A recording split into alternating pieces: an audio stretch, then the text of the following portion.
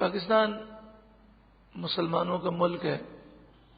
اللہ اس ملک میں اسلامی نظام عطا فرمائے، نظام مصطفیٰ عطا فرمائے، خلافت راشدہ کا نظام عطا فرمائے. آپ دیکھیں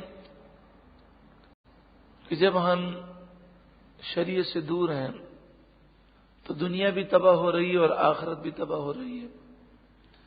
آج دنیا چائنا کی گفتگو کرتی ہے، اور جب چائنیز وزیر اعظم، چائنیز صدر پاکستان آتا ہے تو پاکستانی بڑے خوش ہوتے ہیں. لیکن آپ نے کبھی اس بات پہ غور کیا؟ چائنیز صدر ہو، وزیر اعظم ہو، وہ انگریزی کا ایک لفظ نہیں بولتے، اور انہیں فل انگریزی آتی ہو، پھر بھی وہ ایسے بنتے ہیں گویا کہ وہ انگریزی سمجھتے نہیں ہیں. یعنی انہیں اپنی زبان پر فخر ہے، احساس کمتری نہیں ہے، اور ہم احساس کمتری میں شکار ہیں. اور جو قوم احساس کمتری میں ہو وہ کبھی ترقی نہیں کر سکتی. پاکستان کے 2 سال کے بعد تو انہیں آزادی ملی ہے. ہم ان سے 2 سال بڑے ہیں آزادی میں. ابتدا کے اندر ان کے یہاں کوئی ایئرپورٹ بھی نہیں تھا. ان کے حجاج پاکستان کے ذریعے وہ حج کے لیے جاتے تھے. سب سے پہلے پاکستان نے انہیں 3 طیارے تحفے میں دیے، اور ایک دور تھا کہ چائنیز کے لیے پاکستانی ویزا ایک بہت بڑی خوشی کا باعث ہوتا تھا. لیکن آج دیکھیں پاکستان کے مقابلے میں وہ کہاں سے کہاں نکل گئے. بلکہ اس وقت انہوں نے ساری دنیا کو ہلا کے رکھا ہوا ہے. امریکہ چاہے کتنی بھی دشمنی کا اظہار کرے، امریکہ کی ہر دکان میں میڈ ان چائنا کی چیزیں بھری پڑی ہیں. یہاں تک کہ امریکی جو جھنڈے جو لہرائے جاتے ہیں، ان جھنڈوں کا جو کپڑا ہے وہ چائنا سے آتا ہے. تو آپ اندازہ کیجئے کہ اب ان کی کیا حالت ہوگی.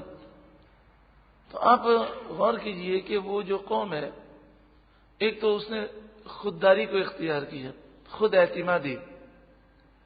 چائنیز زبان دنیا کے اندر کسی اور ملک میں سمجھی نہیں جاتی تھی، نہ امریکہ میں، نہ یورپ میں، نہ روس میں.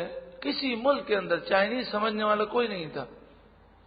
تو انہوں نے انگریزی سے مروب نہیں ہوئے.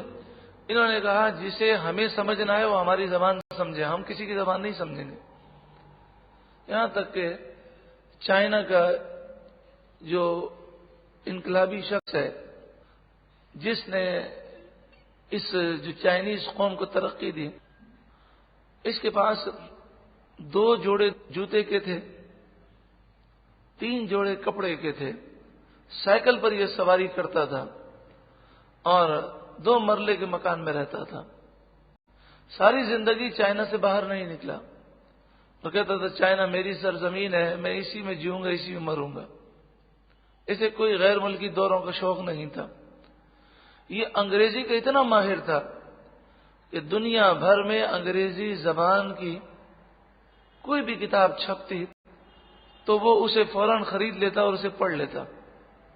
لیکن زندگی میں کبھی اس نے انگریزی کا ایک لفظ نہیں بولا کسی کے سامنے. یہاں تک کہ اگر اس کو اگر کوئی انگریزی کی بات کہی جاتی، کوئی جملہ کہا جاتا، تو یہ ایسا بن جاتا گویا کہ اسے سمجھ میں نہیں آیا. تو مجبوراً سامنے والے کو اسے چائنیز میں ٹرانسلیٹ کرنا پڑتا. پھر وہ کہتا ہاں اچھا یہ بات ہے. تو اس قوم کو آپ دیکھیں کہ جو پوری کی پوری ہیروئن اور چرس میں مبتلا تھے. چائنیز قوم مکمل طور پر ہیروئن اور چرس میں مبتلا تھی، اور یہ چرسی لوگ تھے. اس نے اپنی قوم کو اس مصیبت سے نجات دی، اور پھر خود وہ بھوکا رہتا تھا، خود جو ہے سائیکل پر سواری کرتا تھا. تو اس نے قوم کو کہاں سے کہاں پہنچا دیا. لیکن ہمارے لوگ وہ عیاشیاں اور ہمارا انداز چینج نہیں ہوتا. یہ ساری چیزیں انہوں نے کہاں سے لی؟ انہوں نے رسول اللہ صلی اللہ علیہ وآلہ وسلم کی سیرت اور مسلمان نیک صالحین کی سیرتوں سے لی ہیں. کہ جو مسلمان بادشاہ تھے یا امیر المومنین تھے، جو خلفاء تھے، انہوں نے پیٹ پر پتھر باندھے ہیں، قوم کی خدمت کی ہے، تو یہ نظام کی برکتیں انہوں نے وہاں سے لی، اور ہم نے گندگی لی یورپ سے۔ تو ہر مومن کو چاہیے کہ وہ اپنی زندگی ایک مجاہد کی طرح گزارے۔ جہاد اسلامی فوج کرتی ہے جو سرحد پر ہوتی ہے، اور عام طور پر عوام کو لڑنے کا موقع نہیں ملتا، لیکن ذہنی طور پر ہر ایک کو مجاہد ہونا چاہیے، ہر ایک کے دل میں جذبہ جہاد ہونا چاہیے، چاہے بچہ ہو، چاہے عورت ہو، چاہے بوڑھا ہو، چاہے بیمار ہو۔ بیمار پر جہاد فرض نہیں، عورت پر جہاد فرض نہیں، بچے پر جہاد فرض نہیں، لیکن جذبہ جہاد سب کے اندر ہونا چاہیے، اور یہ وہ جذبہ ہے جس سے ساری دنیا ڈرتی ہے۔ ارشاد فرمایا یا ایھا النبی، اے نبی، حرض المؤمنین علی القتال، مومنوں کو جہاد پر ابھاریے، انہیں جذبہ دیجیے۔ یہ آیت کریمہ بتاتی ہے کہ ہر مسلمان کو عیش و عشرت کی زندگی نہیں گزارنی چاہیے، ایک مجاہد کی طرح زندگی گزارنی چاہیے کہ جس کے اندر ساری زندگی میں جذبہ جہاد ہو، دین کی خدمت، اسلام کی خدمت، مسلمان قوم کی خدمت، یہ جذبات ہونے چاہیے۔ ان یکم منکم 20 صابرون یغلبوا 200، اگر تم میں سے 20 صبر کرنے والے ہوں تو یہ 200 پر غالب آ جائیں گے۔ وَإِن يَكُن مِّنكُم 100 يَغْلِبُوا أَلْفًا مِّنَ الَّذِينَ كَفَرُوا، اور اگر تم میں سے 100 صبر کرنے والے ہوں تو وہ 1000 کافروں پر غالب آئیں گے۔ بِأَنَّهُمْ قَوْمٌ لَا يَفْقَهُونَ، اس لیے کہ کافر وہ قوم ہے جو سمجھ نہیں رکھتے، کیونکہ ان کے اندر کوئی جذبہ جہاد نہیں ہوتا، وہ اللہ کی رضا کے لیے جہاد نہیں کرتے، اور انہیں تو موت سے بڑا خوف ہوتا ہے، لہذا مجاہد جو مسلمان ہیں ان کے سامنے وہ ٹھہر نہیں سکتے۔ جب یہ آیت کریمہ نازل ہوئی تو فرض کر دیا گیا کہ اگر 10 گنا زیادہ دشمن کی تعداد ہے پھر بھی میدان جنگ سے جا نہیں سکتے، مقابلہ کرنا ہوگا۔ 100 آپ ہیں اور سامنے 1000 کافر ہیں، تو آپ میدان جنگ چھوڑ کے جا نہیں سکتے، آپ کو مقابلہ کرنا فرض ہے۔ لیکن پھر اللہ تعالیٰ نے آسانی فرمائی، الآن خفف اللہ عنکم، اب اللہ تعالیٰ نے تم سے آسانی فرمائی۔ وعلم ان فیکم ضعفا، اور اللہ خوب جانتا ہے بے شک تم میں کمزوری ہے، ہر کوئی اتنا بڑا مقابلہ نہیں کر سکتا۔ فَإِن يَكُن مِّنكُم 100 صَابِرَةٌ يَغْلِبُوا 200، پھر اگر تم میں سے 100 صبر کرنے والے ہوں تو یہ 200 پر غالب آ جائیں گے، یعنی 100 کے مقابلے میں 200 کافر ہوں تو پیچھے نہیں ہٹنا۔ وَإِن يَكُن مِّنكُمْ 1000 يَغْلِبُوا 200 يَغْلِبُوا 2000 بِإِذْنِ اللَّهِ، 2000 کے معنی 2000، اور اگر مسلمان 1000 ہوں تو وہ 2000 کافروں پر غالب آئیں گے بِإِذْنِ اللَّهِ، اللہ کے اذن سے۔ وَاللَّهُ مَعَ الصَّابِرِينَ، اور اللہ صبر کرنے والوں کے ساتھ ہے۔ یہ حکم اس وقت ہے کہ جب ہم اسلام کی تبلیغ کے لیے کسی ملک میں جہاد کریں، اپنے ملک سے باہر جا کر کسی کافر کی سرزمین پر جہاد کریں، تو وہاں اگر مقابلہ اس طرح ہو کہ 1000 کے مقابلے میں 2000، تو بھاگنے کی اجازت نہیں، اور اس سے زیادہ ہو تو مسلمان میدان جنگ چھوڑ کے واپس آ سکتے ہیں۔ مگر اسلامی ملک پر دشمن کا حملہ ہو، چاہے وہ کتنے بھی طاقتور ہوں، اپنا ملک ہم اس کے ہاتھ میں نہیں دیں گے۔ اس وقت جہاد فرض عین ہوگا اور ہر ایک کو مقابلہ کرنا لازمی ہوگا۔ لیکن صحابہ کرام علیہم رضوان نے اس سے بڑھ کر قربانیاں دی ہیں، یہ تو فرضیت کا مسئلہ ہے نا۔ صحابہ کرام 30,000 ہیں، جنگ یرموک کا موقع ہے اور سامنے 12 لاکھ کا لشکر ہے، تو بتائیے 30,000 کے مقابلے میں 12 لاکھ کا لشکر تو بہت بڑا ہے، لیکن صحابہ کرام نے مقابلہ کیا اور انہیں شکست دی۔ ایک موقع پر 60 صحابہ کرام نے 60,000 کے لشکر سے مقابلہ کیا، اور ایک موقع پر 10 صحابہ کرام نے 12 لاکھ کے لشکر سے مقابلہ کیا، کیونکہ ان کا جو مقصد تھا وہ شہادت تھا، تو وہ ایسے موقع کو غنیمت سمجھتے تھے، اور وہ کہتے تھے کہ شہادت کا موقع آسان ہے۔ تو جب وہ شہادت کے لیے لڑتے تھے اللہ تعالیٰ ان کی مدد فرماتا۔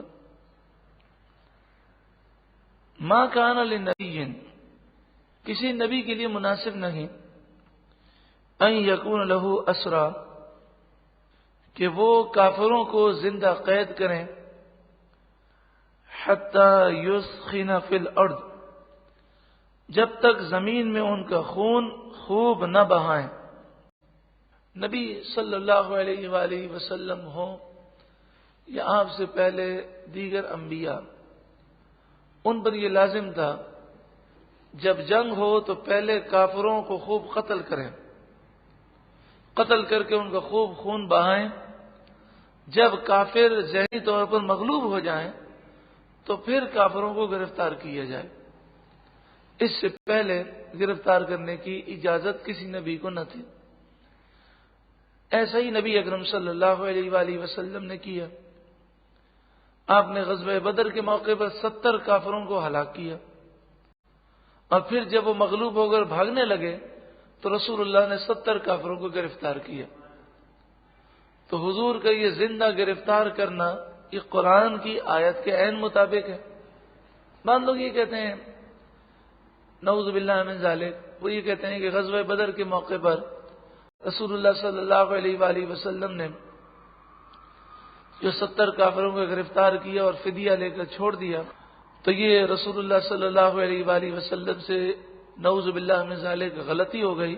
ایسی بات نہیں ہے، کیونکہ قرآن نے کیا بیان کیا کہ اچھی طرح خون بہا کر پھر وہ قیدی بنا سکتے ہیں۔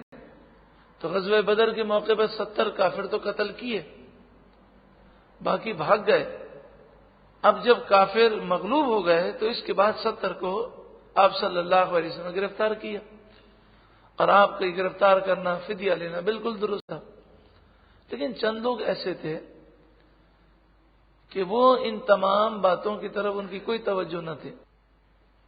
وہ فدیہ لینا اس لیے چاہتے تھے کہ اس سے ہمیں مال ملے گا، کافر جو فدیہ دیں گے وہ فدیہ مسلمانوں میں تقسیم ہوگا، تو مال کی وجہ سے کہہ رہے تھے کہ یا رسول اللہ فدیہ لے لیجئے۔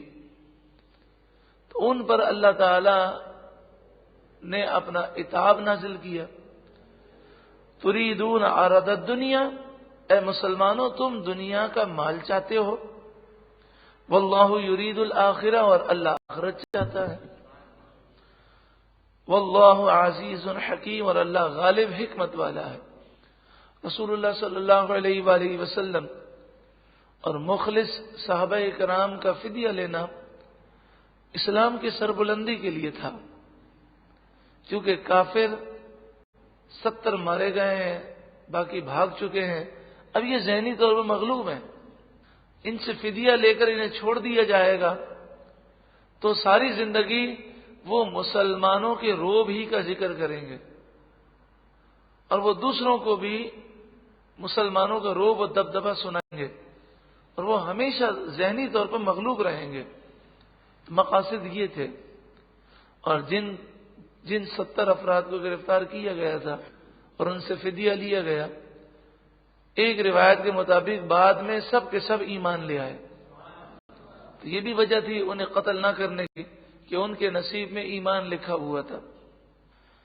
لیکن جن لوگوں نے فدیے کا مشورہ اس لیے دیا کہ تھوڑا مال ہمیں مل جائے اور اصل مقصد ان کا مال کا حصول تھا، ان کے لیے فرمایا گیا لولا کتاب من اللہ سبق لمسکم فیما اخذتم عذاب عظیم، اگر اللہ تعالی نے مغفرت کا تم سے وعدہ نہ کیا ہوتا تو جو تم نے مال غنیمت لیا ہے اس کی وجہ سے بڑا عذاب تمہیں پکڑ لیتا۔ کن لوگوں سے فرمایا کہ جو مال غنیمت کی لالچ میں فدیے کا مشورہ دے رہے تھے. لیکن جب یہ آیت نازل ہوئی تو تمام مسلمان ڈر گئے. انہوں نے کہا کہ اتنا سخت حکم نازل ہوا، اب یہ فدیے کے پیسے ہمیں نہیں چاہیے. اللہ تعالیٰ نے فرمایا آئندہ ایسا نہ کرنا، کبھی بھی مشورہ دو تو دنیا کی لالچ میں نہ دینا. فَكُلُوا مِمَّا غَنِمْتُمْ حَلَالًا طَيِّبًا، تو جو تمہیں مال غنیمت ملا ہے وہ تمہارے لیے حلال ہے، طیب ہے، اسے کھاؤ. کھانے کی اجازت عطا فرمائی. تو پتہ یہ چلا کہ یہ اللہ تعالیٰ نے غضب نازل نہیں فرمایا، بلکہ جس سے محبت ہوتی ہے اس کی تھوڑی سی بھی لغزش پر اسے تنبیہ کر دی جاتی ہے.